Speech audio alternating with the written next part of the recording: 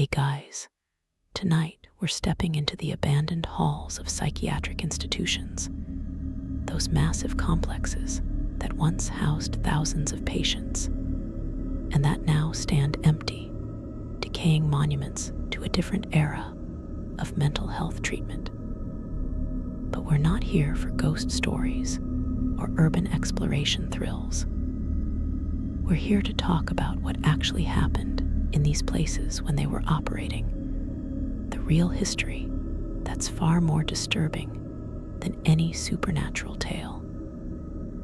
These weren't just hospitals that closed.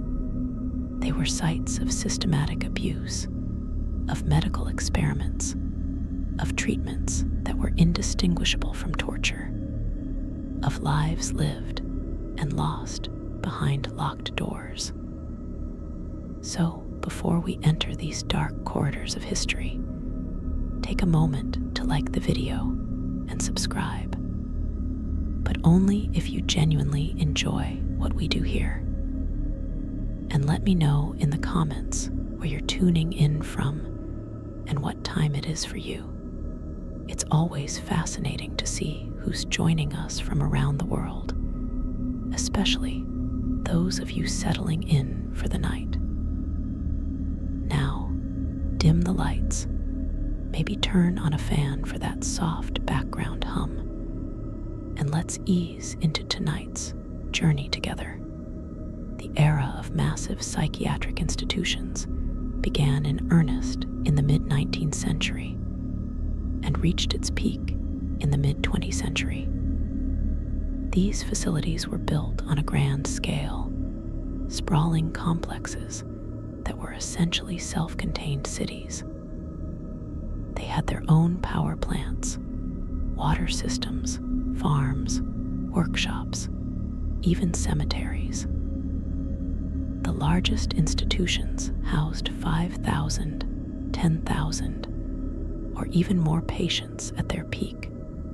They were built on the outskirts of towns and cities, far enough away that the general population didn't have to think about them or see them. Out of sight, out of mind. This physical separation reflected and reinforced the social separation of the mentally ill from mainstream society. Once you were committed to one of these institutions, you were removed from the world, and the world often forgot about you. The architectural style of these hospitals was often imposing, sometimes deliberately so. Many were built in the Victorian Gothic style, with towers and turrets and heavy stonework that looked more like prisons or castles than hospitals. Others followed the Kirkbride plan, a design philosophy named after Dr. Thomas Kirkbride, which featured a central administrative building with long wings extending outward in a V or bat wing shape. The theory was that this design would allow for maximum light and air circulation, which were believed to be therapeutic. In practice, these buildings were dark, cold in winter, stifling in summer, and completely inadequate for the number of patients they eventually housed. The architecture was meant to inspire respect and awe, to project an image of scientific progress and humanitarian care. But the reality inside often contradicted that imposing exterior. The reasons people were committed to these institutions were shockingly broad, and often had little to do with actual mental illness by modern standards. Yes, some patients had what we would recognize today as schizophrenia, bipolar disorder, severe depression, or other genuine psychiatric conditions. But many others were committed for reasons that reveal the social control function of these institutions. Women were committed for being too emotional, for refusing to conform to gender roles, for having children outside of marriage, for being inconvenient to husbands or fathers. Men were committed for alcoholism, for unemployment, for political dissent, for homosexuality.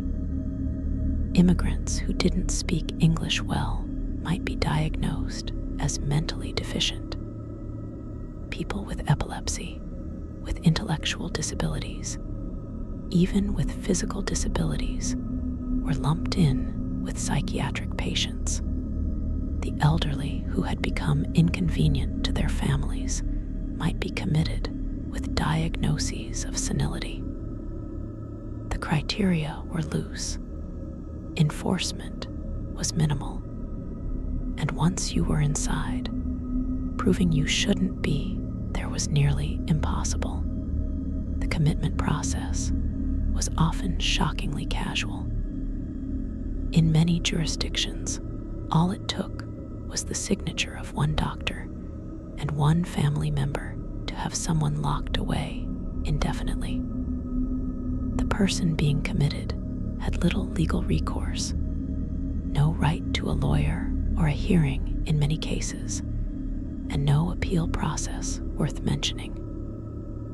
Judges would sign commitment orders based on brief conversations or written reports, never actually meeting the person being committed. Once the papers were signed, authorities would arrive, sometimes without warning, and take the person away.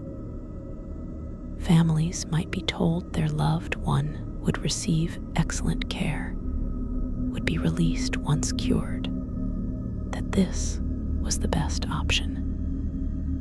But the reality was that most people committed to psychiatric hospitals stayed for years, and many died there, never having been released. The intake process at these institutions was designed to strip away identity and autonomy from the very beginning. New patients would be brought to the admissions building, often in restraints even if they hadn't been violent, simply because they might resist or try to escape. They would be processed like criminals entering a prison. Personal belongings would be confiscated, everything from clothing to jewelry to family photographs. They would be stripped, bathed in disinfectant, and given institutional clothing, usually rough, ill-fitting garments that marked them as patients.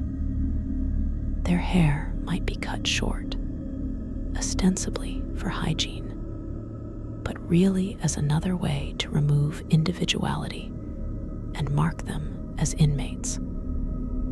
They would be photographed, their pictures becoming part of a file that would follow them through the system.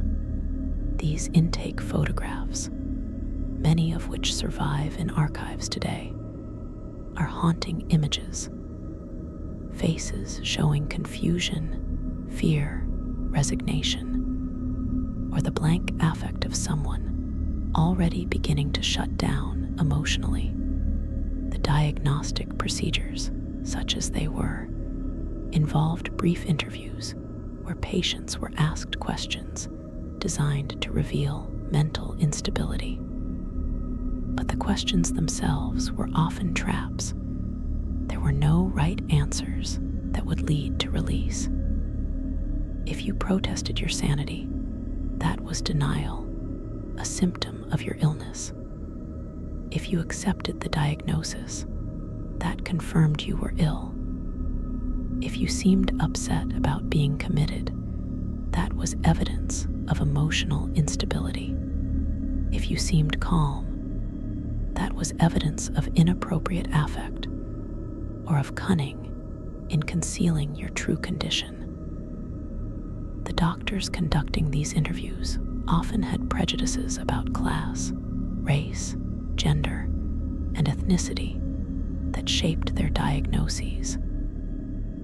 Immigrant patients, racial minorities, and poor people were more likely to be diagnosed with more severe conditions and less likely to be considered candidates for release. Once admitted, patients were assigned to wards based on their perceived level of functioning and dangerousness. The best wards, if such a term can be used, were the convalescent wards, where patients who were considered less severe or who were improving might be housed. These wards had slightly better conditions, more freedom of movement, sometimes access to occupational therapy or social activities. Then there were the general wards, where most patients ended up, large dormitory-style rooms packed with beds, minimal privacy, crowded and noisy. And finally, there were the back wards, the disturbed wards, the violent wards, where patients considered dangerous or incurable were locked away. These back wards were the deepest circles of the institutional hell, places where people were warehoused rather than treated, where the most egregious abuses occurred, and where many patients spent decades without ever seeing the outside world. The living conditions in these institutions varied depending on the ward and the era, but they were generally appalling. The dormitories were massive rooms lined with beds or cots, sometimes with only a foot or two of space between them. Privacy was non-existent. Patients slept, ate, and lived in constant proximity to dozens or hundreds of others. The noise was constant. People crying, shouting, talking to themselves. The sounds of staff giving orders, doors slamming. The general chaos of too many people in too little space. The smell was overwhelming. A mixture of unwashed bodies, urine and feces from incontinent patients, or inadequate bathroom facilities. Institutional disinfectant that never quite masked the underlying odors. The smell of old buildings with inadequate ventilation, and the smell of fear and despair that seemed to permeate everything. The bathrooms were communal and grossly inadequate for the number of patients. There might be a handful of toilets for a ward of 100 patients. Privacy was minimal or non-existent. No stalls or curtains in many facilities. Bathing was regimented and often humiliating. Patients might be bathed in groups, hosed down or scrubbed by staff who treated the process as a chore to be done quickly rather than as an act of care. The water might be cold, the soap harsh. Some institutions used prolonged bath treatments as therapy, keeping patients in tubs for hours or even days. But this was less about healing and more about control and subjugation, as we'll discuss more later.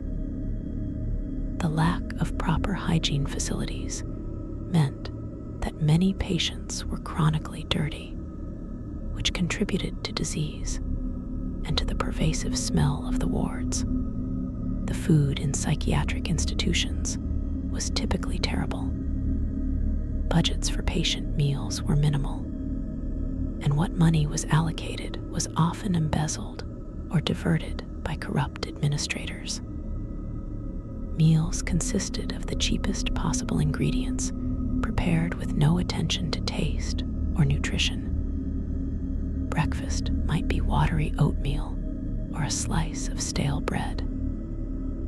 Lunch and dinner would be some combination of overcooked vegetables, questionable meat, and potatoes or bread, all bland and often spoiled. portions were inadequate, leaving patients chronically hungry. The dining experience was regimented and dehumanizing. Patients would be marched to dining halls, seated at long tables, and given a short time to eat before being marched out again. Staff would watch to ensure order, but rarely interacted with patients as human beings. Some patients, particularly those on back wards, were fed in their wards, receiving food on trays that they ate sitting on their beds or in day rooms. Malnutrition was common despite the fact that many institutions had their own farms that should have provided fresh food. The produce and livestock from these farms were often sold for profit rather than fed to patients. Administrators and staff ate much better than the patients did, with separate dining facilities where quality food was served. This disparity was visible and deliberate. Patients who worked on the farms, providing the labor that made them profitable, rarely benefited from the food they produced.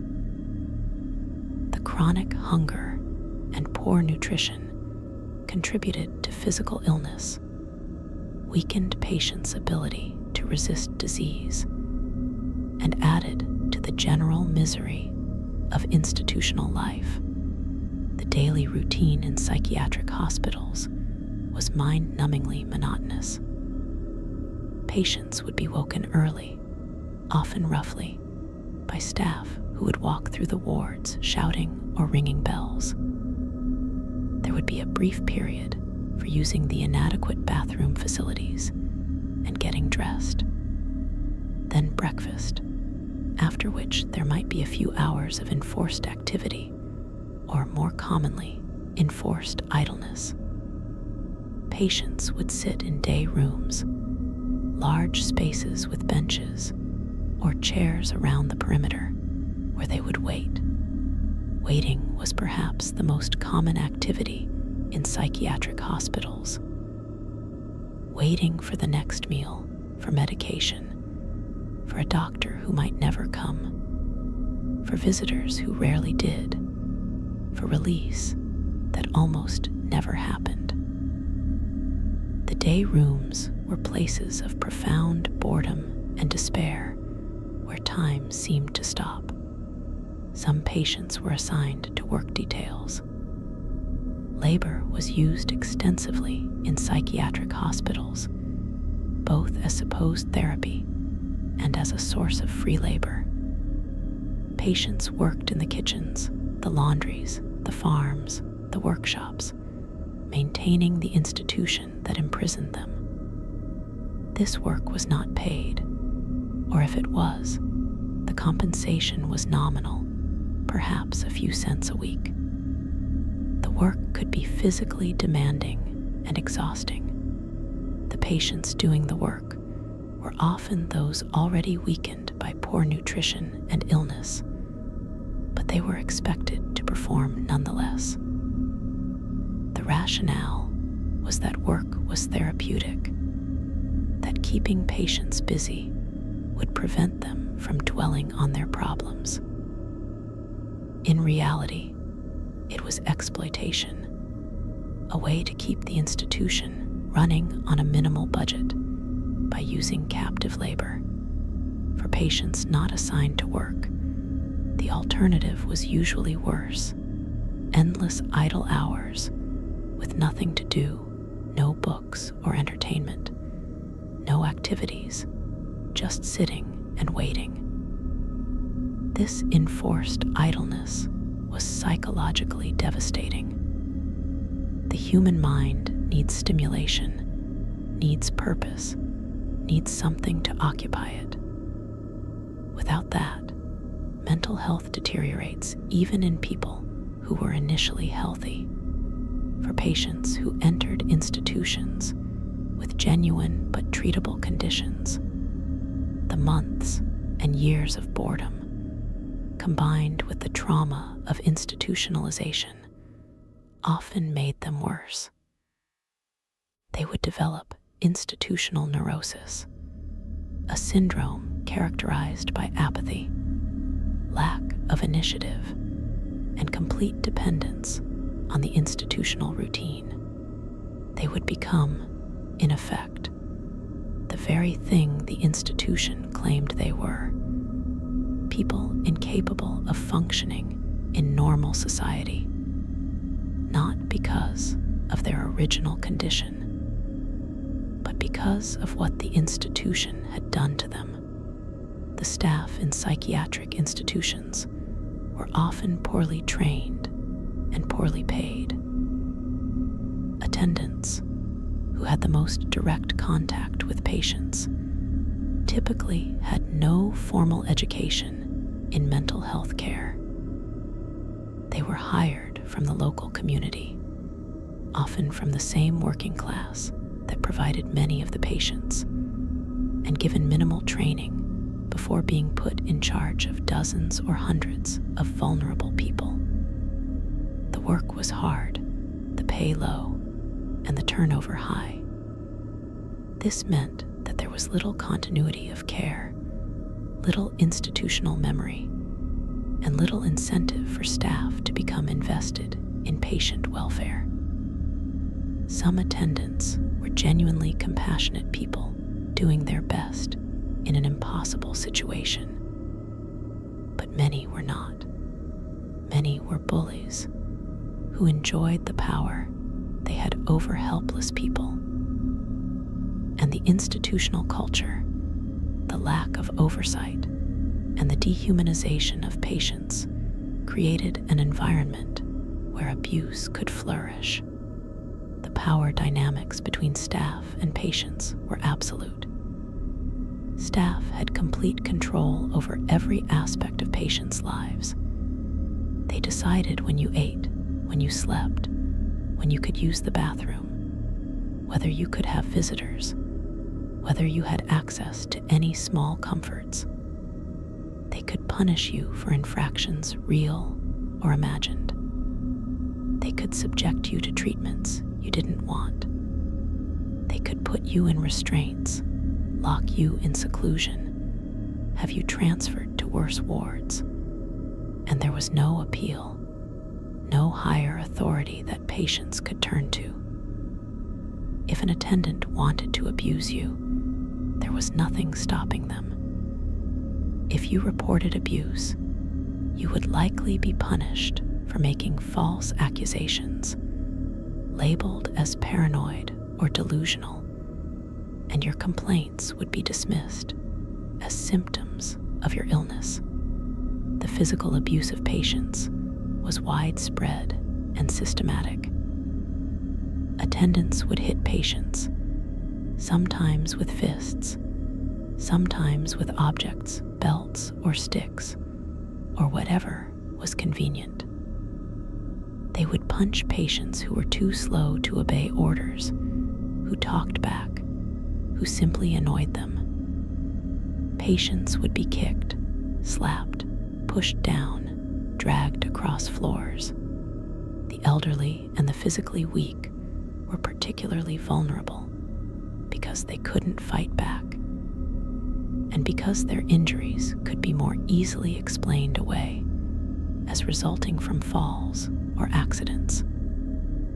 The violent patients, those who actually did pose some danger, would be beaten as a form of control, with staff justifying it as necessary force. But the violence extended far beyond what could be justified as restraining dangerous individuals. It was endemic, casual, a normal part of how staff interacted with patients they viewed as less than human. Sexual abuse was another pervasive form of victimization. Female patients were particularly vulnerable, but male patients were not immune. Staff members, predominantly male, had unsupervised access to vulnerable patients who could not effectively refuse or report what was happening to them. The power differential was absolute. If a staff member wanted to assault a patient, there was little to stop them. The patient's complaints would be dismissed as delusions or fantasies, symptoms of their mental illness. Other staff members who witnessed abuse often remained silent, either out of fear of retaliation or out of a code of silence that protected abusers. Some institutions had reputations for being particularly dangerous for female patients, places where sexual assault was so common it was almost expected. The use of restraints was another area where abuse manifested daily. Restraints were supposed to be used only when patients posed a danger to themselves or others, and only for as long as necessary to ensure safety. In practice, they were used as punishment, as a convenience for staff who didn't want to deal with difficult patients, and sometimes simply out of cruelty. Patients would be placed in restraints, straitjackets, leather straps that bound their arms and legs, cuffs that attached them to beds or chairs for hours or days at a time. Being restrained was terrifying and agonizing. Your body would ache from being held in unnatural positions. Your circulation would be cut off, causing numbness and pain. You couldn't scratch an itch, couldn't adjust your position, couldn't use the bathroom, resulting in the humiliation of soiling yourself while bound and helpless. Some restraints were particularly cruel in their design. The crib bed, a cage-like structure that enclosed a patient completely, was used in some institutions. Patients would be locked inside these cribs for extended periods, unable to move or escape, lying in their own waste, sometimes left for days with minimal attention. The rationale was that it prevented patients from harming themselves or others, but the psychological and physical damage it caused was severe. Other restraints included chains, actual metal chains attached to walls or beds, treating human beings like dangerous animals.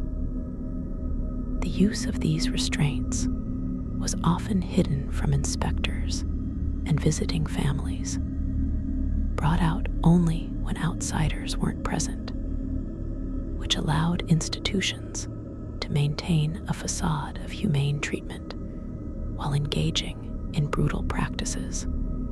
Seclusion rooms, also called isolation cells or quiet rooms, were another tool of control and punishment. These were small rooms, often windowless, where patients would be locked alone for hours, days, or even weeks. The isolation was complete. No human contact, no stimulation, nothing to do but sit in a bare room and wait. The psychological effects of solitary confinement are well documented and severe.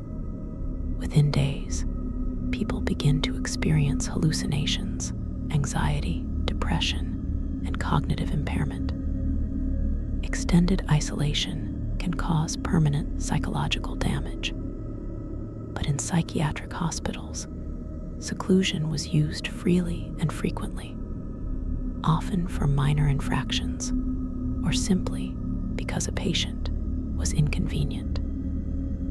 The justification was that isolation would calm agitated patients, but the reality was that it often made them worse, intensifying whatever psychological distress they were experiencing.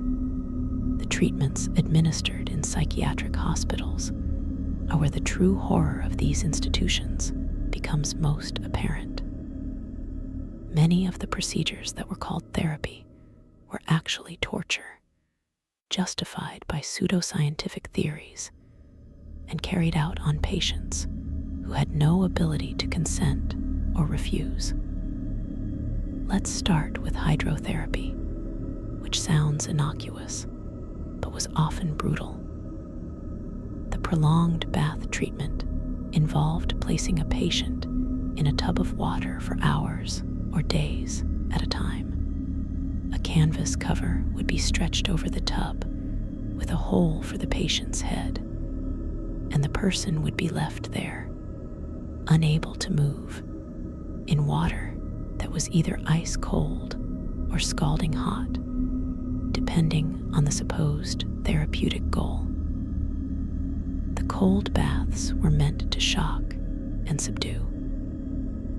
The hot baths were supposed to relax, but the temperature would often be so high it would burn the skin. Patients subjected to prolonged bath treatment described it as torture. They would beg to be let out, but staff would ignore their pleas. The immobility, the inability to use the bathroom, the discomfort of being wet for so long, the temperature extremes, all combined to create an experience of profound suffering. Some patients would be kept in baths for weeks, only being removed briefly for feeding, and then returned to the water. The practice was presented as cutting-edge medical treatment, but it was really a method of control and punishment, a way to break a patient's will and make them compliant.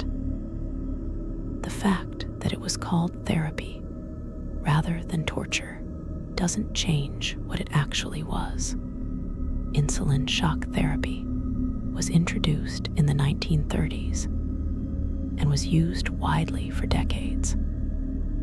The procedure involved injecting patients with massive doses of insulin, enough to cause blood sugar to plummet and induce a coma. The patient would convulse, sweat profusely, and lose consciousness. This would be repeated multiple times per week for weeks or months. The theory was that the shock to the system would somehow reset the brain and cure mental illness. There was no scientific basis for this theory, and the treatment was dangerous, sometimes causing permanent brain damage or death.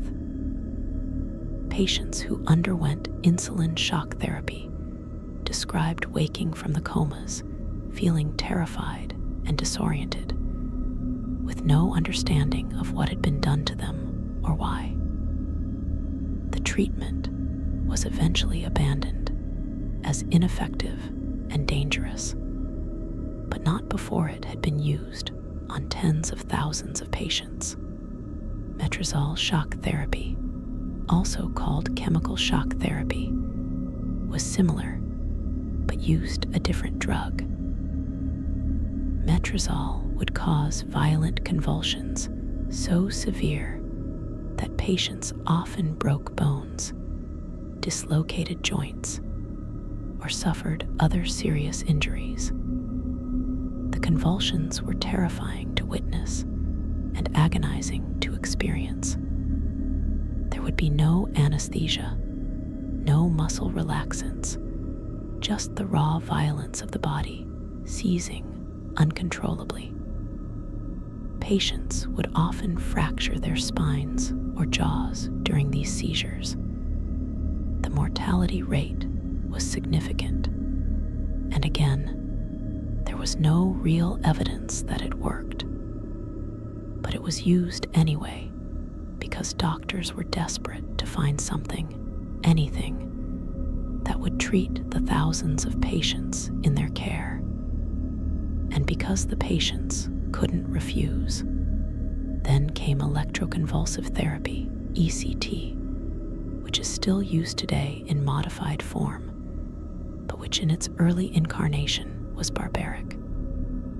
Electrodes would be placed on the patient's head, and electrical current would be passed through the brain, causing a grand mal seizure.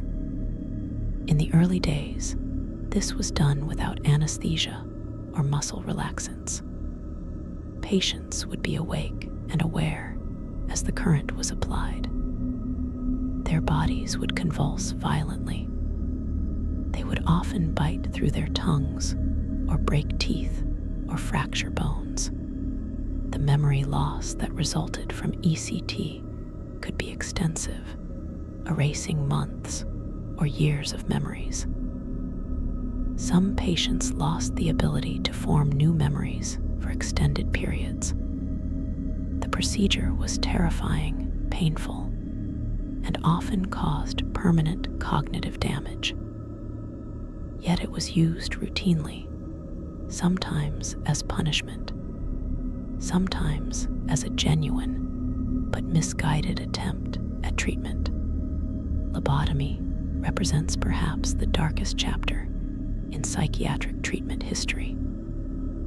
This surgical procedure involved destroying connections in the brain's prefrontal cortex, either by drilling holes in the skull and inserting instruments, or in the case of the transorbital lobotomy, by hammering an ice pick-like instrument through the eye socket into the brain. The procedure was performed on thousands of patients, often without proper consent, and often for reasons that had nothing to do with medical necessity. Lobotomies were performed on patients who were simply inconvenient, who were too loud or too difficult to manage, who administrators wanted to make more docile. The results were devastating. Many patients became vegetables, unable to care for themselves, stripped of personality and initiative. Some died from the procedure. Others developed severe complications. The few who seemed to improve often lost something essential: their creativity, their emotional depth, their sense of self. The man who developed the transorbital lobotomy, Walter Freeman, traveled around the United States performing the procedure in state hospitals, sometimes doing dozens in a single day, working so quickly that he treated it like an assembly line. He would move from patient to patient, hammering ice picks into their brains with minimal preparation or aftercare. His own records show that he often had little information about the patients he was lobotomizing, sometimes not even knowing their names or diagnoses. He was driven by a messianic belief in his procedure, and by the fame it brought him, not by concern for patient welfare. The fact that the medical establishment allowed this, that hospitals welcomed him and provided him with patients, that colleagues praised his work, reveals the moral bankruptcy of institutional psychiatry during this era. The drug treatments that were introduced starting in the 1950s were hailed as revolutionary, and in some ways they were. Thorazine and other antipsychotic medications could reduce symptoms of severe mental illness and allow some patients to function better. But these drugs were also used as chemical restraints, ways to keep patients sedated and compliant. Dosages were often far higher than necessary or appropriate.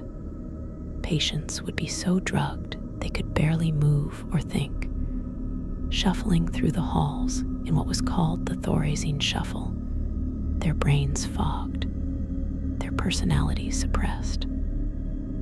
The side effects of these early medications were severe, causing movement disorders, metabolic problems, and sometimes permanent neurological damage.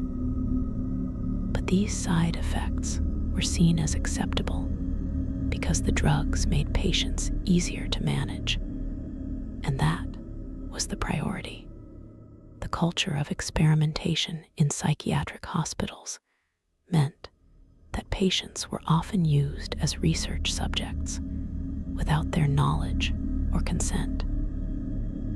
Drug companies would test new medications on institutionalized patients because they were captive subjects who couldn't refuse. Researchers would try various procedures and treatments, some of them completely untested and dangerous, documenting the results without regard for the suffering they caused. The Nuremberg Code and later the Declaration of Helsinki established ethical guidelines for human experimentation, but these were widely ignored in psychiatric institutions. Patients were not considered capable of giving informed consent, so consent was often not sought at all. Their bodies and minds were treated as raw material for scientific inquiry, and the damage done was rationalized as necessary for the advancement of medical knowledge. The photographs taken in psychiatric hospitals, which were extensive, serve as documentary evidence of the conditions. Medical photography was used to catalog patients and their conditions, creating visual records that were supposed to be scientific, but that often had a voyeuristic quality. Patients would be photographed in various states of distress, during seizures, in restraints, in the aftermath of treatments. These images, many of which survive in archives, are difficult to view. They show real people in moments of genuine suffering, their dignity stripped away, their humanity reduced to symptoms and diagnoses. The fact that these photographs were taken, often without the subject's understanding or consent, and were used in medical texts and lectures, reflects the objectification of psychiatric patients, the treatment of them as specimens rather than as people deserving of privacy and respect.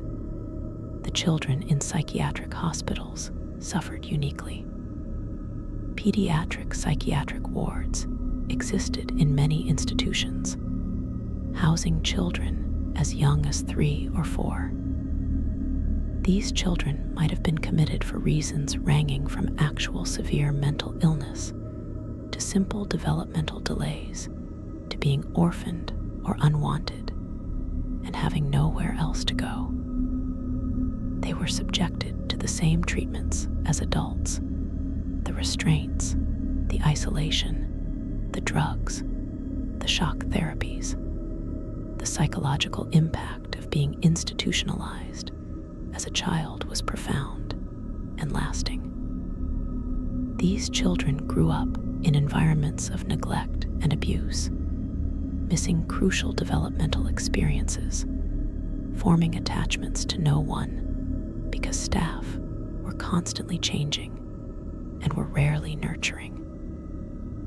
Many remained institutionalized their entire lives, never knowing life outside the institution, aging from children to adults to elderly people without ever experiencing freedom. The sexual abuse of children in psychiatric hospitals was particularly horrific and particularly well hidden. Children are even more vulnerable than adult patients, less able to understand what's happening to them, less credible when they do report abuse, more easily silenced. Staff members who preyed on children knew this and exploited it. Some institutions had widespread abuse that was known to administrators, but was covered up to avoid scandal.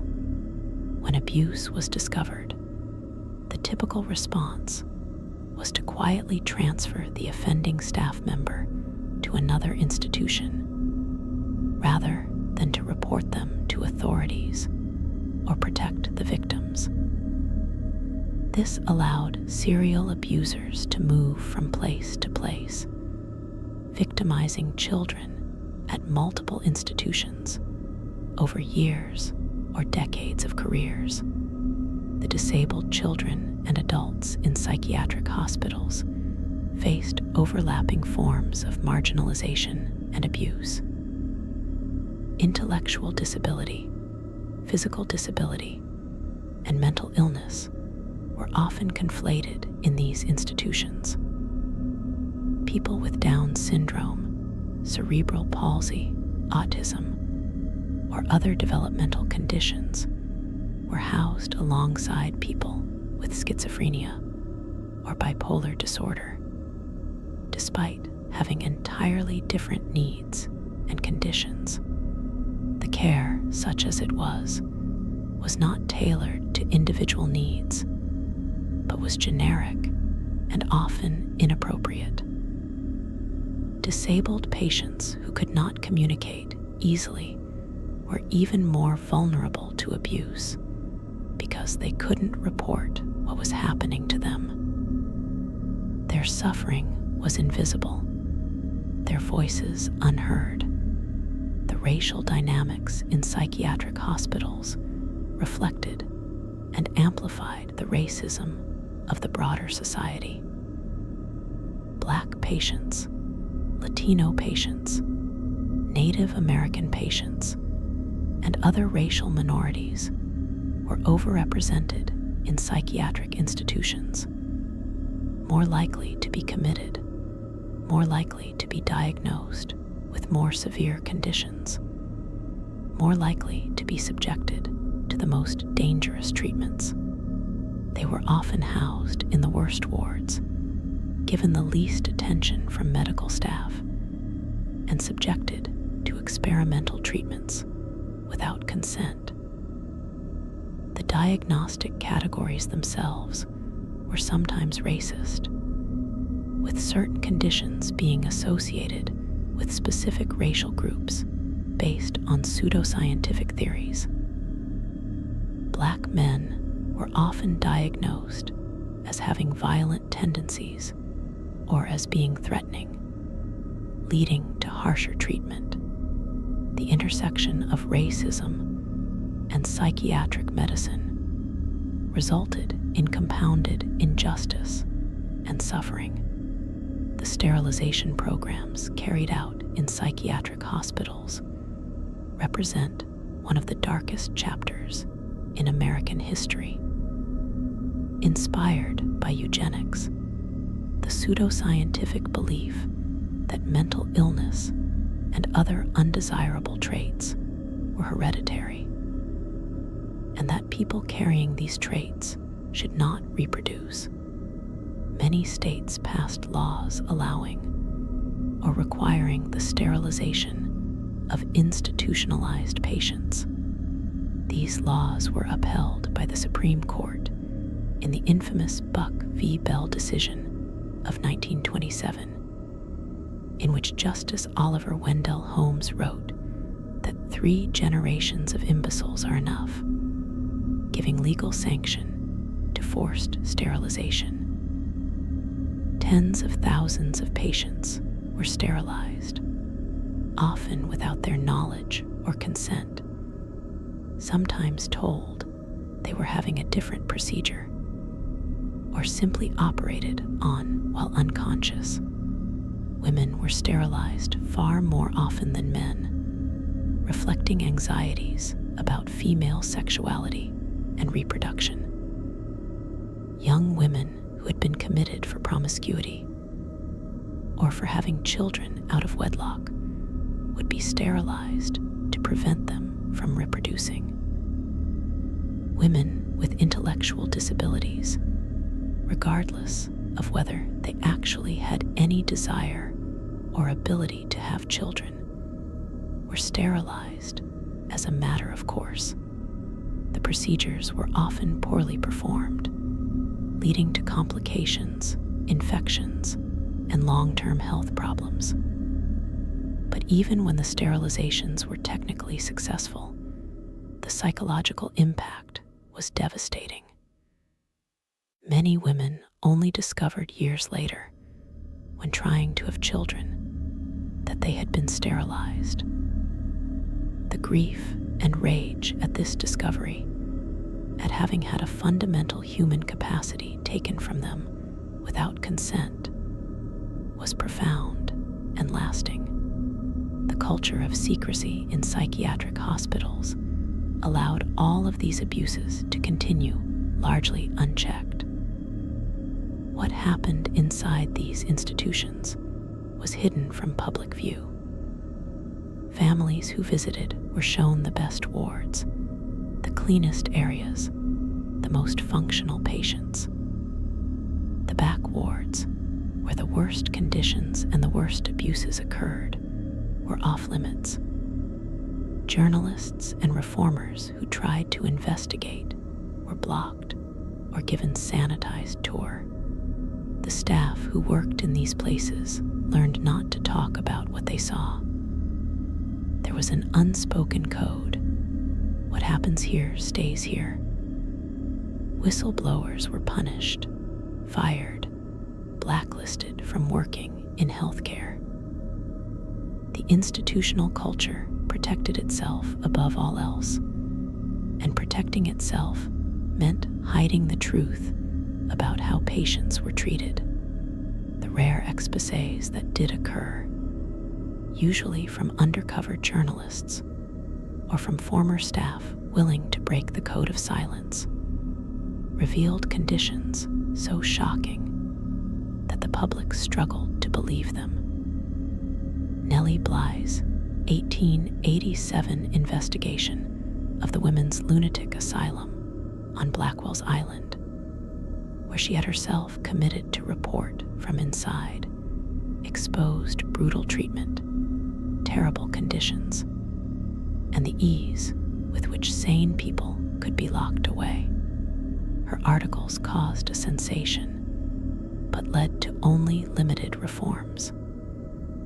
Similar investigations over the decades would reveal the same patterns: temporary outrage, promises of reform, and then a return to the status quo.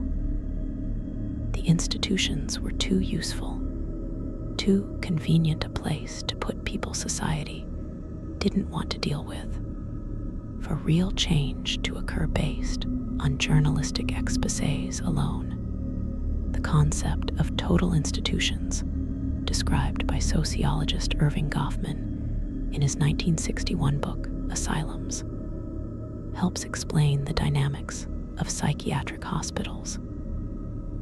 A total institution is a place where all aspects of life occur under a single authority, where daily activities are scheduled and supervised, where individuals are stripped of their previous identities and given institutional identities, where the barrier between institution and outside world is absolute.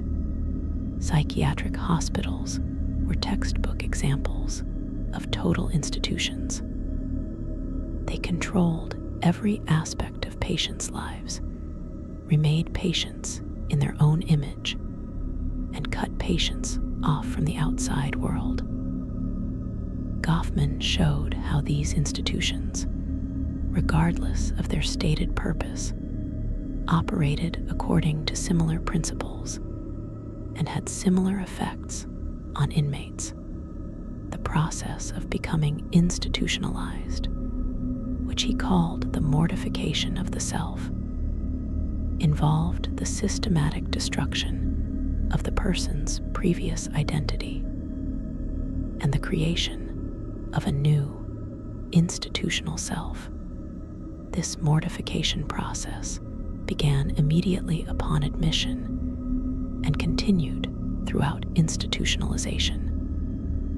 Patients lost their names, becoming known by numbers or by their diagnoses.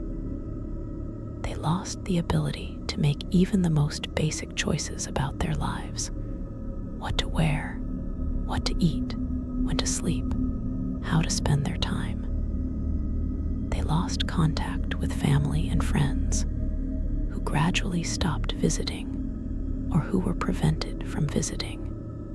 They lost their connection to the outside world, to current events, to the passage of time beyond the monotonous institutional routine. And eventually, many lost their sense of self, forgetting who they had been before the institution, unable to imagine a life beyond its walls, becoming exactly what the institution said they were: chronic mental patients, incapable of functioning independently. Length of stay in psychiatric hospitals was often indefinite and arbitrary. Some patients were committed for life, dying decades after admission without ever being released. Others might be discharged after months or years, but the criteria for release were unclear and inconsistently applied. A patient might show improvement, but never be considered for release because their family didn't want them back, or because the institution needed their labor, or simply because no one bothered to reassess their case. The bureaucratic inertia was tremendous. Once you were in the system, the default was to keep you there. Release required positive action, paperwork, evaluations, approval from multiple parties. It was easier for everyone to just let you stay. And many patients, after years of institutionalization, no longer wanted to leave, had become so dependent on the institutional routine that the prospect of freedom was terrifying. The visiting policies in psychiatric hospitals were supposedly designed to maintain family connections, but in practice, they often did the opposite. Visits were restricted, limited to certain days and hours, conducted in designated areas where privacy was minimal. Family members who did visit would see their loved ones in institutional clothing, often heavily medicated, sometimes showing signs of weight loss or injury or psychological deterioration. The visits would be awkward and painful, with staff hovering nearby, with time strictly limited, with the patient often unable or unwilling to communicate openly about their treatment. Many families, unable to cope with the guilt and sadness of these visits, gradually stopped coming. Children who had been committed would be abandoned by parents who moved away and left no forwarding address. Spouses would divorce institutionalized partners and remarry, starting new lives and erasing the existence of the person locked away. The letters that patients wrote, when they were allowed to write, were often censored or confiscated. Staff would read outgoing mail, looking for complaints about treatment or requests for help. Letters that were deemed inappropriate would simply not be sent. This meant that patients' attempts to contact family, lawyers, or authorities were often blocked.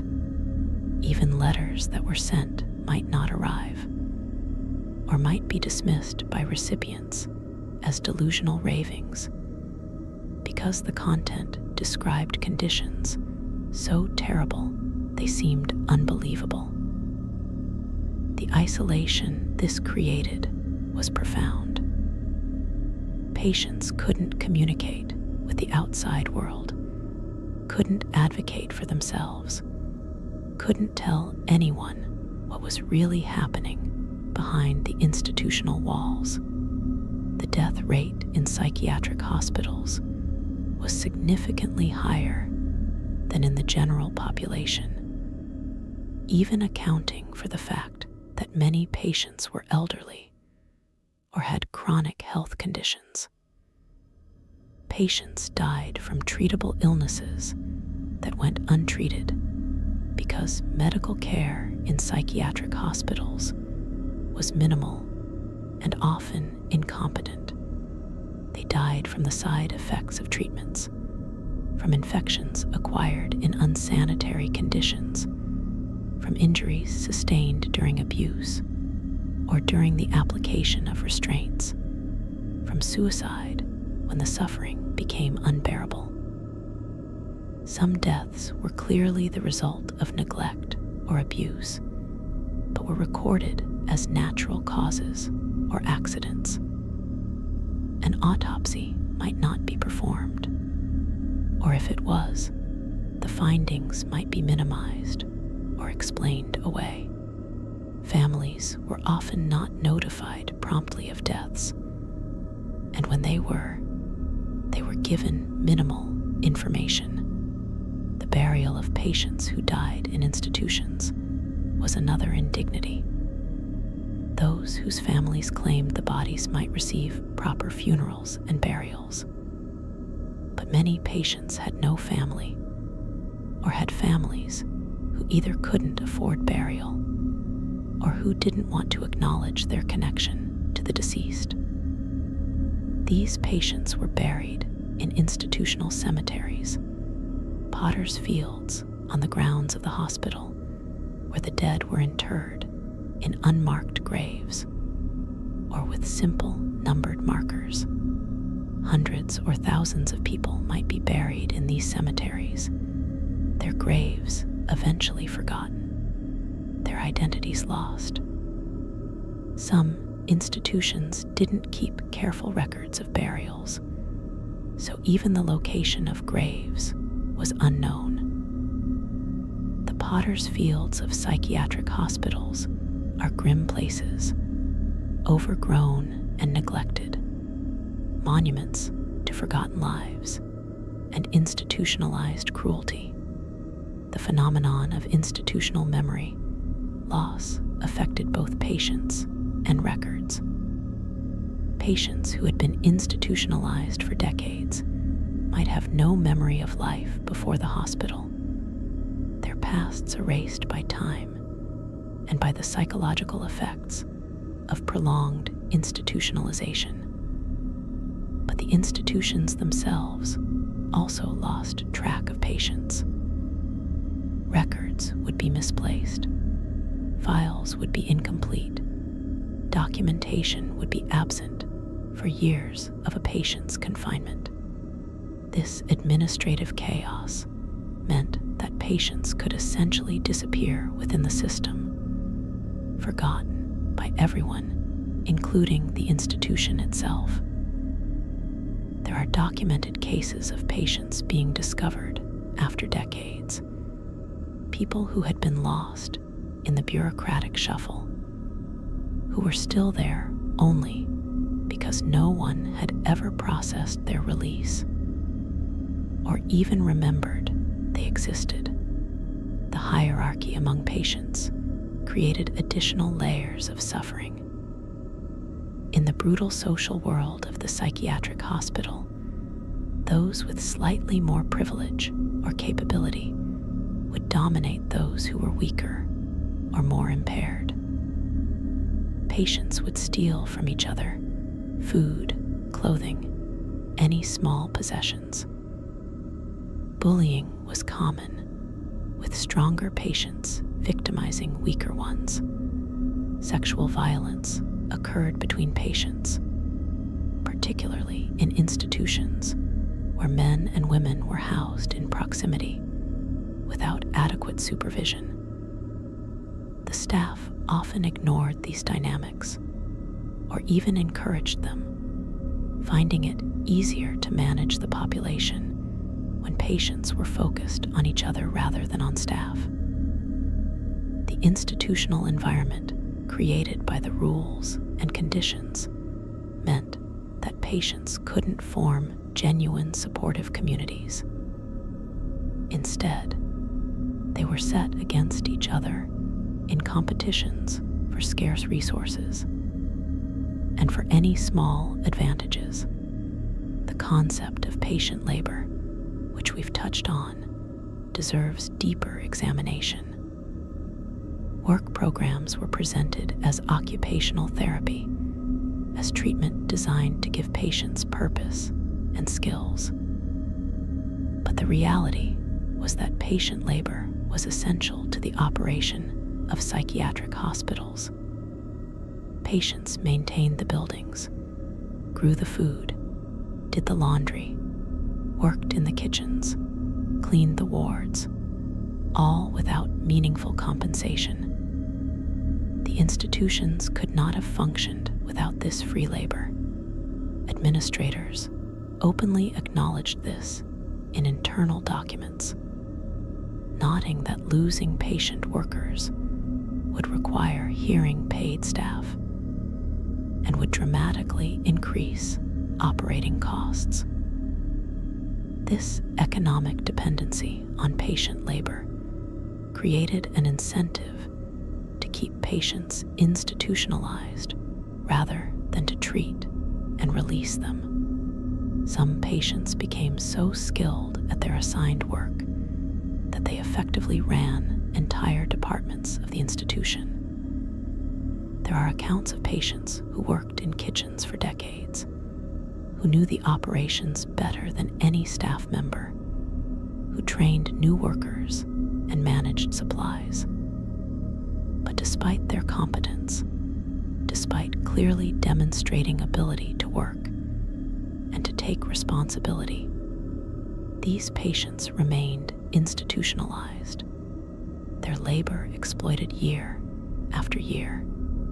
The work skills they developed were specific to the institution and didn't transfer to the outside world, which became another barrier to release.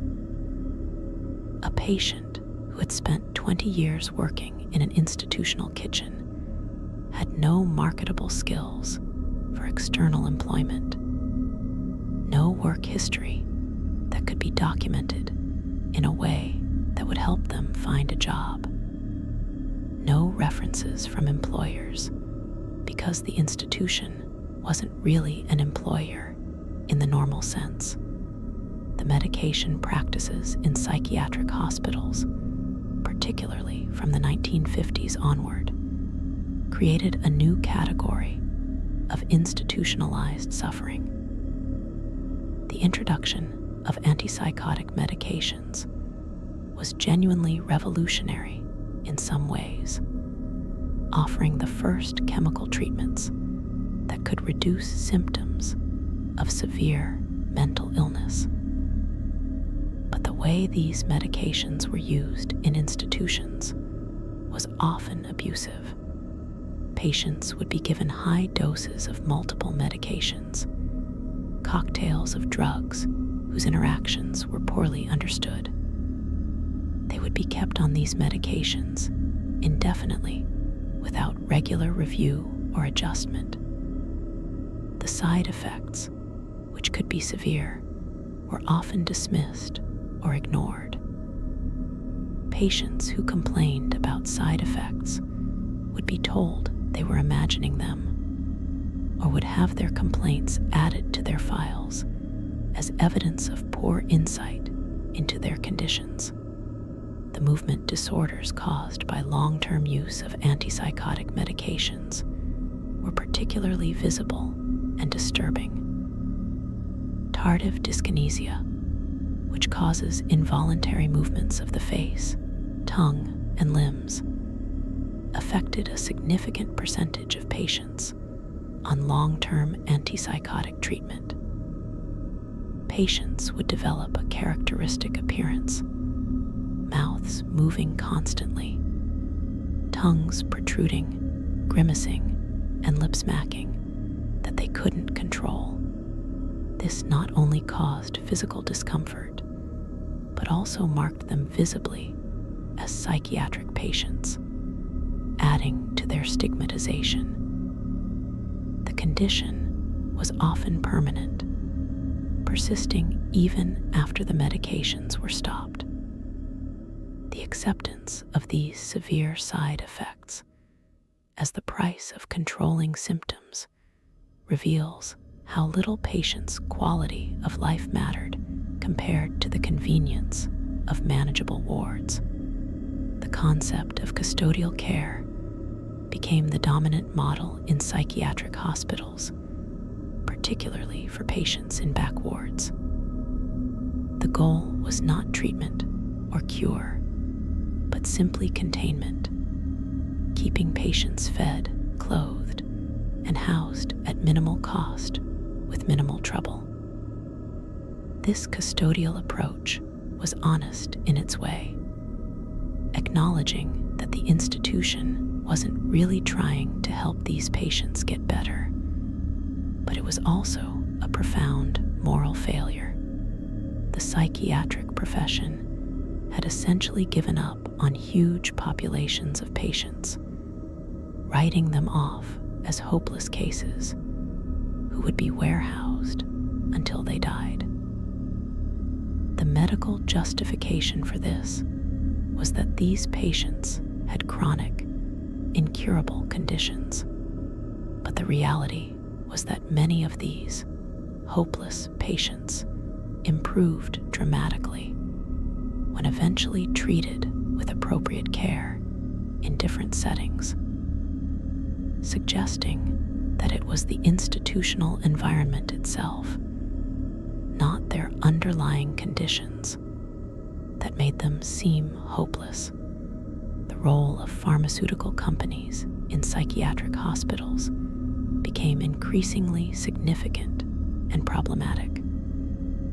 Drug companies saw institutionalized patients as ideal test populations, captive subjects who could be used in clinical trials without meaningful consent.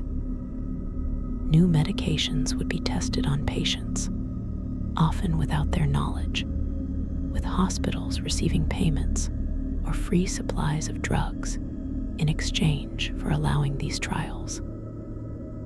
The conflicts of interest were obvious and severe. Doctors who were supposed to be advocating for patients' best interests were financially incentivized to enroll patients in drug studies. The results of these trials, even when they showed serious problems with the drugs being tested, might be minimized or suppressed to protect the pharmaceutical company's interests. The transition from physical restraints to chemical restraints, which occurred primarily in the 1960s and 1970s, was presented as progress, a more humane way of managing difficult patients. But in many ways, it was just a different form of the same control.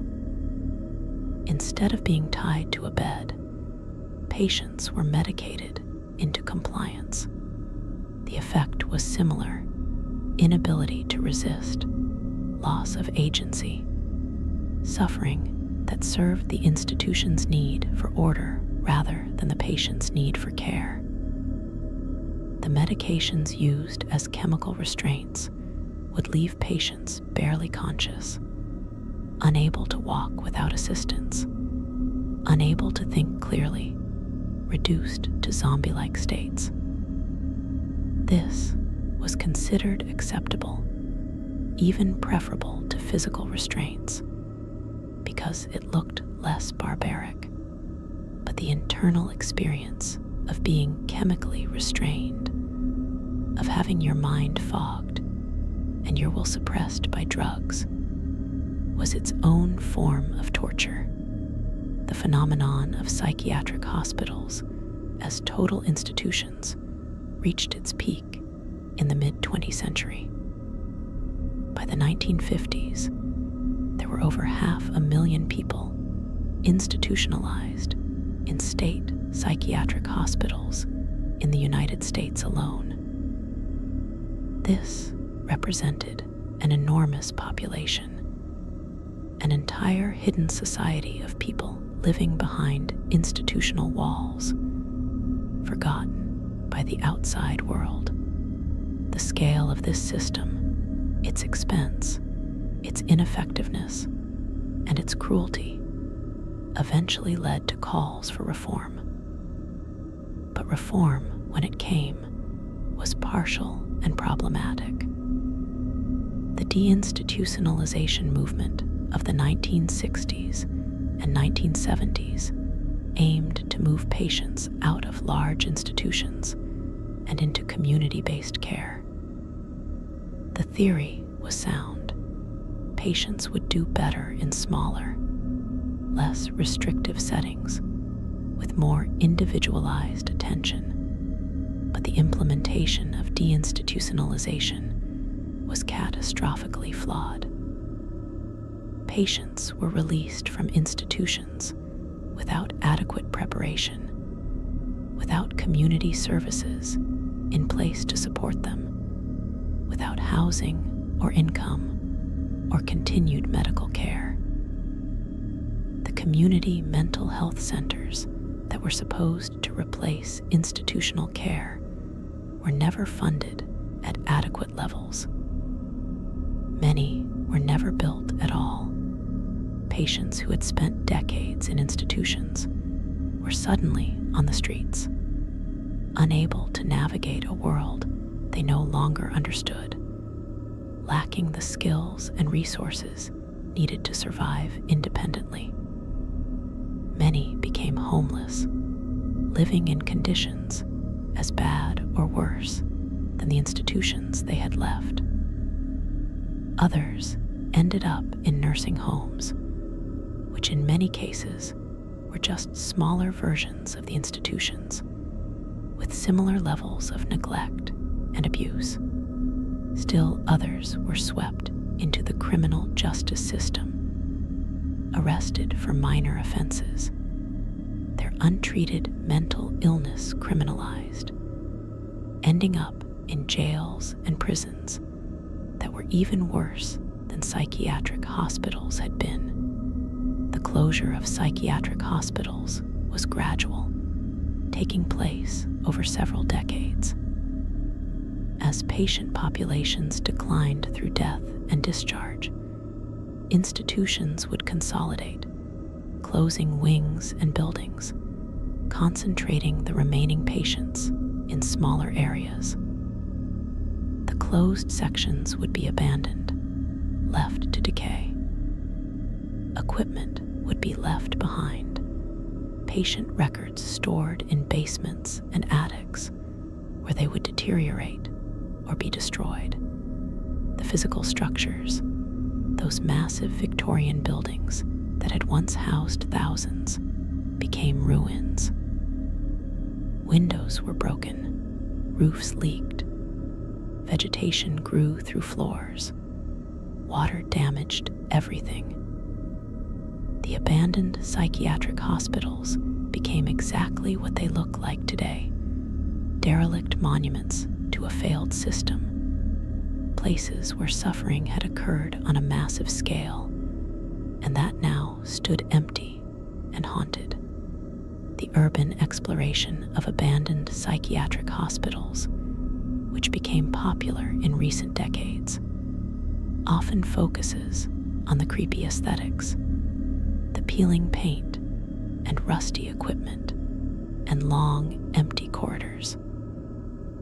But what these explorers are walking through are crime scenes, places where real people suffered real abuse, where lives were destroyed, where deaths occurred that should have been prevented, the wheelchairs left in hallways, the restraints hanging in treatment rooms, the patient records scattered across floors. These aren't just atmospheric props for photography. They're evidence of what happened, remnants of the real history of these places. The ghosts people claim to encounter in abandoned asylums are probably just the products of suggestion and atmosphere, but the buildings are genuinely haunted by history, by the accumulated suffering of the people who lived and died there. The documentation that survives from psychiatric hospitals, the patient files, treatment records, administrative reports, and photographs provides evidence of what happened, but also raises ethical questions about privacy and dignity. These were confidential medical records that detail people's most private struggles and most vulnerable moments. The exposure of these records, even in the interest of historical understanding, violates the privacy of people who never consented to have their stories told. Some archives have restricted access to these materials, requiring researchers to obtain permissions and to anonymize information when publishing. But other records have been left unsecured in abandoned buildings, subject to theft and exploitation, with patient photographs appearing on urban exploration websites and patient files being sold as curiosities. The continued violation of these patients' dignity, even decades after their deaths, compounds the original injustices. The rare instances of resistance within psychiatric hospitals deserve recognition. There were patients who never gave up, who continued to assert their sanity and their rights, who organized other patients, who smuggled out letters to lawyers or journalists, who documented abuses, who maintained their dignity and humanity despite everything the institution did to destroy those things. Some managed to secure their release through persistence and legal challenges. Others never got out, but created small communities of resistance within the institution, supporting each other, maintaining hope, refusing to be completely broken. These acts of resistance were often invisible to history, unrecorded and forgotten, but they happened, and they mattered to the people involved. There were also rare staff members who tried to make a difference, who treated patients with genuine compassion, who resisted the institutional culture of abuse and neglect, who reported wrongdoing even at personal cost. Some were fired or forced out for being too humane, for spending too much time with patients, for advocating for better conditions, for refusing to participate in brutal treatments. Others found ways to work within the system, providing what comfort and care they could while not openly challenging the institution. These staff members were exceptions, but their existence proves that the abuse was not inevitable, that different choices were possible, that the cruelty was a choice made by individuals and systems, not a necessary feature of psychiatric care. The legacy of psychiatric institutions extends far beyond the physical buildings that now stand abandoned.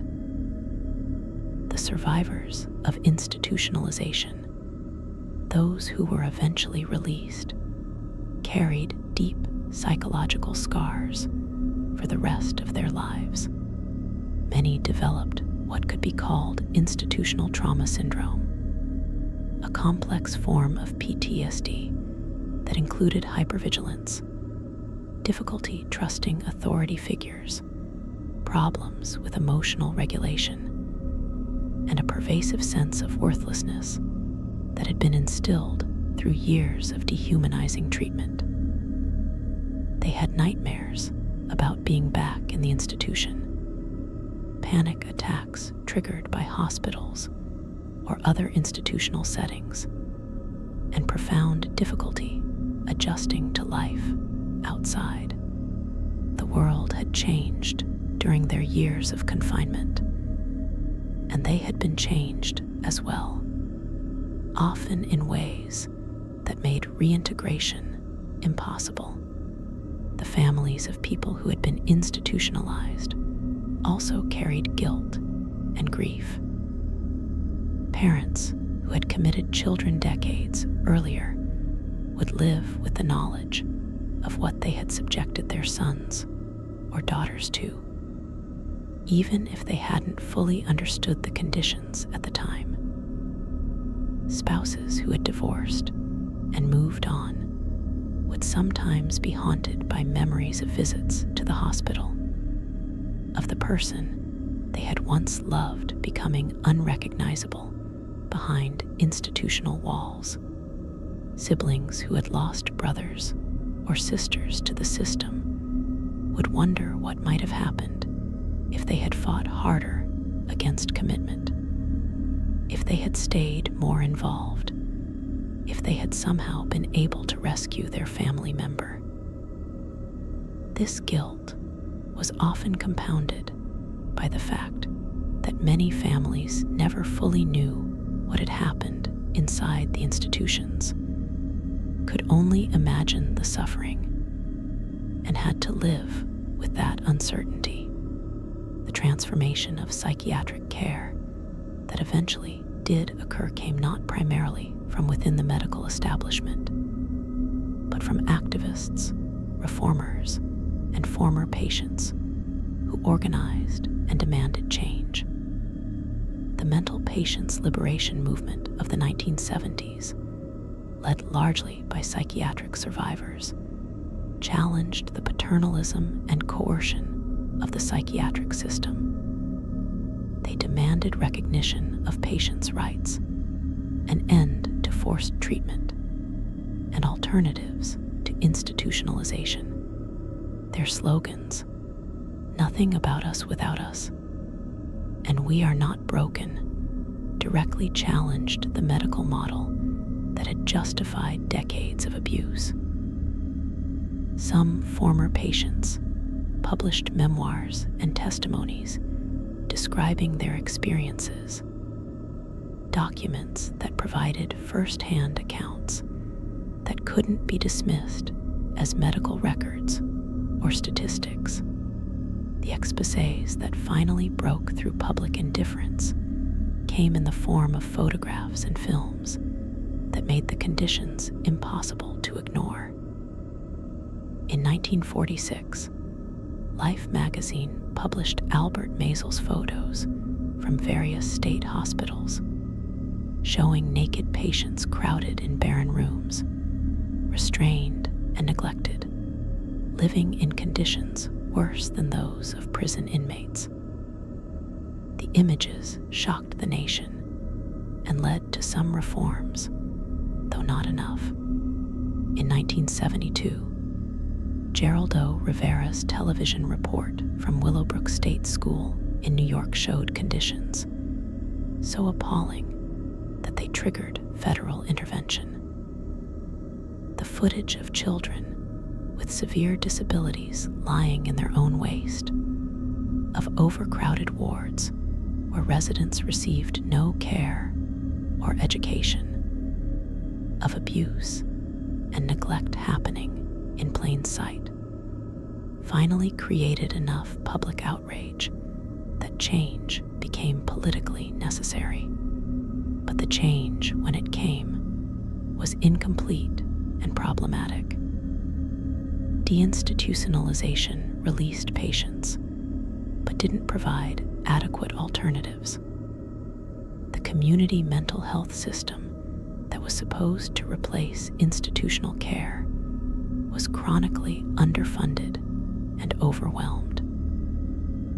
Many released patients ended up homeless, unable to navigate the bureaucracy required to access benefits and services, falling through the cracks of a fragmented system. Others cycled in and out of emergency rooms, and short-term psychiatric units, receiving crisis intervention but no ongoing care. The criminal justice system became the de facto mental health system for many, with jails and prisons warehousing people with serious mental illness who had nowhere else to go. In some ways, the problems of institutionalization were simply moved rather than solved, from large state hospitals to streets, shelters, and prisons.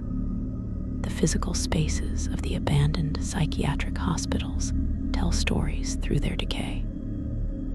Walking through these buildings today, you can still see evidence of what happened there. The treatment rooms with their remnants of equipment, the seclusion cells with heavy doors and observation windows, the dormitories with rows of bed frames, the hydrotherapy rooms with their large tubs, all remain as artifacts. Patient artwork sometimes survives on walls, drawings, and graffiti that provide glimpses into the minds of people who lived there. Messages scratched into walls, names and dates marking someone's presence in these spaces, serve as anonymous memorials. The layers of institutional paint, each a different color representing a different era, peel away to reveal the building's history written in pigment.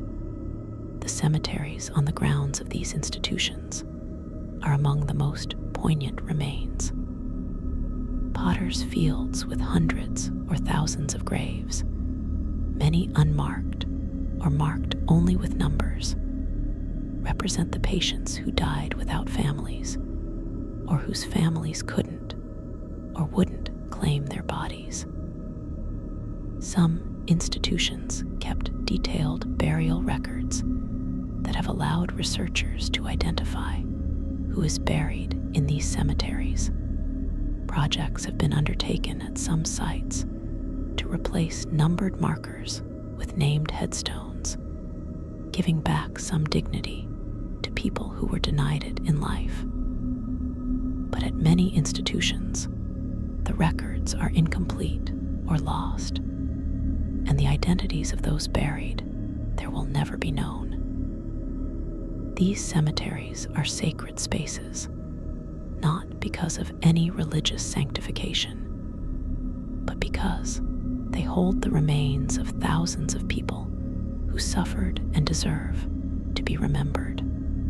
The question of responsibility for what happened in psychiatric institutions is complex and multi-layered.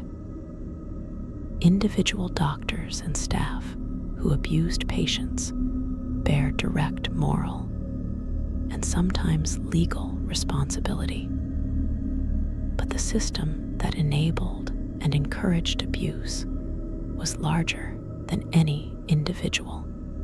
It included the legislators who underfunded institutions while continuing to commit people to them, the administrators who prioritized cost-cutting over patient welfare, the families who abandoned institutionalized relatives, the communities that built hospitals far away so they wouldn't have to think about the people inside, the medical establishment that developed and promoted harmful treatments, the pharmaceutical companies that exploited captive patient populations, and the broader society that viewed mental illness as shameful and the mentally ill as less than human. The legal reckonings that have occurred have been partial at best. Some class action lawsuits brought by former patients have resulted in settlements, acknowledgments of wrongdoing, and reforms. The most famous, Wyatt v. Stickney in Alabama, established minimum standards for psychiatric care and patients' rights. Other cases challenged specific practices like forced sterilization, resulting in apologies and sometimes compensation decades after the fact. But many abuses were never legally addressed. Statutes of limitations ran out, evidence was lost, perpetrators died, and the legal system proved ill-equipped to address systemic institutional abuse on the scale that occurred. Justice, for most survivors, never came. The memorials and museums that now exist at some former psychiatric hospital sites attempt to educate the public about what happened and to honor those who suffered. These range from plaques and monuments to full museums with preserved buildings and archived records. The challenge in creating these spaces is to be honest about the history without sensationalizing it, to respect the dignity of former patients while acknowledging the horrors they experienced, to educate without traumatizing. Some efforts have been more successful than others. The best acknowledge complexity, recognize the good intentions that sometimes existed alongside terrible outcomes, and connect the history to present-day mental health issues and the ongoing need for reform and vigilance. The lessons of psychiatric institutions remain relevant today. Mental health care has improved dramatically in many ways, but problems persist. Coercion and forced treatment still occur. People with mental illness are still stigmatized and marginalized. Resources for mental health care remain inadequate, especially for the poor and for those with the most severe conditions. The closure of state hospitals without adequate replacement services created new problems even as it solved old ones. And in some settings, particularly forensic psychiatric facilities and some residential treatment centers, conditions exist that would be familiar to anyone who experienced the old state hospitals: overcrowding, inadequate staffing, use of restraints and seclusion, limited patient rights. The stories of individuals who survived institutionalization and went on to lead full lives provide hope and demonstrate resilience. But they also raise uncomfortable questions. How much potential was lost in those who didn't survive, who died in institutions, or who were so damaged by the experience that recovery was impossible? How many artists, writers, thinkers, workers, parents, and community members were never able to become who they might have been because their lives were destroyed by institutionalization? The psychiatric hospitals weren't just sites of individual suffering. They were sites of collective loss, the loss of human potential on a massive scale. The comparison between psychiatric institutions and other systems of confinement is instructive. Prisons, orphanages, homes for the elderly and disabled all share some features with psychiatric hospitals: the total institutional control, the power imbalances, the vulnerability of those confined, the potential for abuse. And indeed, these settings have their own histories of scandal and reform. The patterns repeat across different types of institutions, suggesting that the problem isn't just specific to psychiatric care, but is inherent in any system that concentrates vulnerable people in closed settings with minimal oversight and accountability. This suggests that the solution isn't just reforming mental health care, but fundamentally rethinking how we care for anyone who needs support and supervision. The architectural remains of psychiatric hospitals, those massive buildings that still dot the landscape in many regions, pose practical and philosophical challenges. What should be done with these structures? Some have been converted to other uses: housing, office space, mixed-use developments. But this is difficult because the buildings were designed for institutional purposes and are expensive to renovate. Many remain abandoned, slowly decaying, attracting urban explorers, vandals, and sometimes people seeking shelter.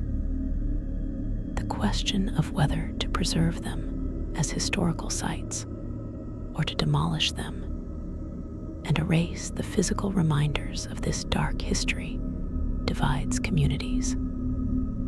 Some argue that the buildings should be preserved as monuments to what happened, as teaching tools, as memorials. Others argue that they should be destroyed, that their presence is painful to survivors, and that there's no need to preserve architecture that symbolizes oppression. The records from psychiatric institutions, millions of pages of patient files, treatment logs, administrative documents, and photographs raise similar questions about preservation versus destruction. These documents are invaluable for historical research, for understanding what happened, and for documenting the experiences of people who left few other traces. But they also contain sensitive personal information, medical records that were meant to be confidential, details about people's most vulnerable moments. The ethical questions are profound. Do historians' interests in understanding the past outweigh the privacy rights of patients and their descendants? Should these records be preserved, but sealed, accessible only under strict conditions? Should they be destroyed, allowing the people they document to rest in peace? Different archives have made different choices, but there's no clear consensus. The cultural memory of psychiatric institutions persists in books, films, television shows, and popular imagination, often in distorted forms. Asylums appear frequently in horror media, usually as settings for supernatural scares or as backgrounds for stories about homicidal maniacs. This pop culture representation, while entertaining, often obscures the real history, replacing actual documented abuse with imaginary monsters, turning complex human tragedy into simple, scary stories. The real horror of psychiatric institutions wasn't supernatural, but was the systematic cruelty of human beings toward other human beings, the perversion of medicine into torture, the warehousing of vulnerable people, and the indifference of society to their suffering. That real horror is scarier than any ghost story, and it's the horror that deserves to be remembered and understood. The impact on the psychiatric profession itself, on how psychiatry and psychology developed as disciplines, was significant. The institutional era shaped these fields in ways both positive and negative. It provided settings for observation and research that contributed to understanding of mental illness, but it also promoted models of care that emphasized control over healing, that saw patients as objects to be managed rather than people to be helped. The move away from institutional care forced the professions to develop new models: community-based care, outpatient treatment, peer support, recovery-oriented approaches that recognize patients as experts in their own experiences. But the legacy of the institutional era persists in attitudes and practices, in power imbalances between providers and patients, in reliance on medication over other interventions, in the continued use of coercion. As we come to the end of this exploration of abandoned psychiatric hospitals, we're left with the weight of what happened in these places, the scope of suffering they contained, the number of lives they destroyed. The buildings stand empty now, slowly returning to nature, but they contained so much pain, so much abuse, so much wasted human potential that the memory should not fade. The people who lived and died in these institutions deserve to be remembered not as patients or cases or diagnostic categories, but as individuals who had the profound misfortune to live in an era when society's response to mental illness, disability, and difference was institutionalization, confinement, and often cruelty. The lessons of psychiatric institutions are not just historical. They're warnings about what can happen when vulnerable populations are hidden away, when those in positions of power are not held accountable, when profit and convenience are prioritized over human welfare, when we forget that everyone, regardless of their mental state or capabilities, deserves dignity and respect. These lessons apply not just to mental health care, but to any setting where people are dependent on others for care, where power imbalances exist, where visibility and oversight are limited. The abandoned psychiatric hospitals stand as monuments to failure, to good intentions corrupted by indifference and cruelty, to systems that became machines for destroying the people they were meant to help. Tonight, as you settle into sleep in the safety and comfort of your own space, with your autonomy intact and your future in your own hands, take a moment to remember those who had all of that taken from them. Remember the patients who slept in crowded wards, who had no control over their lives, who faced uncertain futures in the hands of institutions that didn't value them. Remember the children who grew up behind institutional walls. Remember those who died unnamed in potter's fields. Remember those who survived but carried the scars forever. Their suffering was real. Their lives mattered. And the systems that caused their suffering were created by human choices, which means different choices could have produced different outcomes. The abandonment of psychiatric hospitals represents both an ending and an unfinished story. The era of massive state institutions has ended, but the problems they were meant to address persist.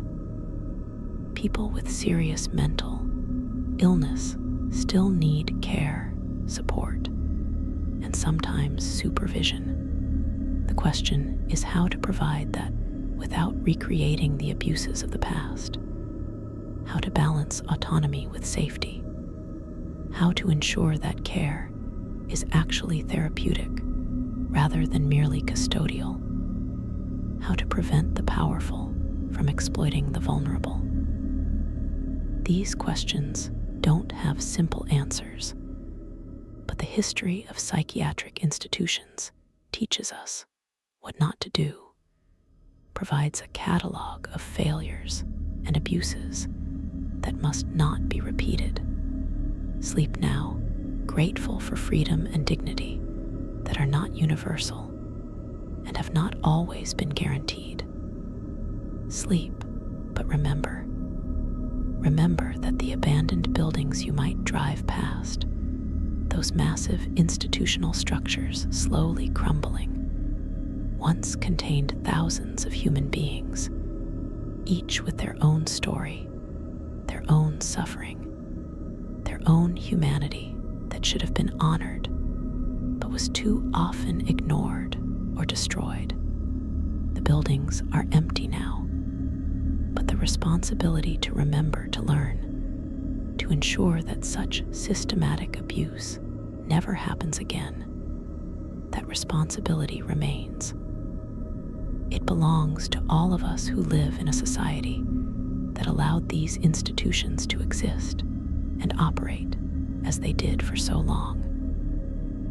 The ghosts of psychiatric hospitals aren't supernatural. They're the memories we carry, the knowledge of what was done, the determination that history's dark chapters should teach us to build a better future. Rest well and hold close the humanity that those institutions tried so hard to deny their patients. Good night.